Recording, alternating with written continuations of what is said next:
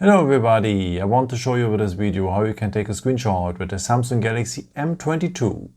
Okay, for that we will have two ways for. Let me show you the first one. It works with the buttons. So we will need the power button for and the volume down button. If you press these both buttons just for short together, then you will have a screenshot. After you have the opportunity to edit the screenshot or to share it directly with WhatsApp and Telegram and so on. So one more time.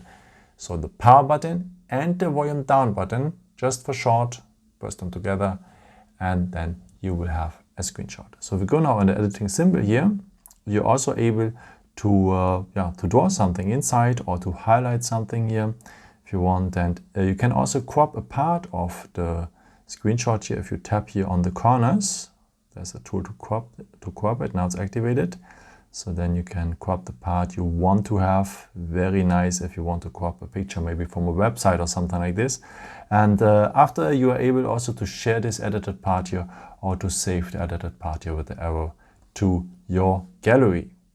And there's a second way to take a screenshot, and for that we will need the edge of our palm. If you swipe it across the screen like this, you will have a screenshot as well, as you can see. So one more time, the edge of the palm, swipe it across the screen, and you will have a screenshot as well. This requires a bit of training at the beginning, but I think you can make it. Yeah, after you can find the screenshots here at the gallery, and the pictures, you see all your pictures, but I would recommend to you to go to the category albums here below on the screen, and then you will have an own folder just for your screenshots. Yeah, I hope I could help you with this video and answer your question. And maybe if you want, you can leave me a nice comment or give me some thumbs up. That would be very helpful for my videos. Thank you so much for.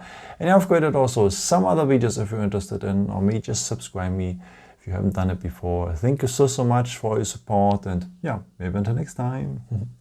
Ciao.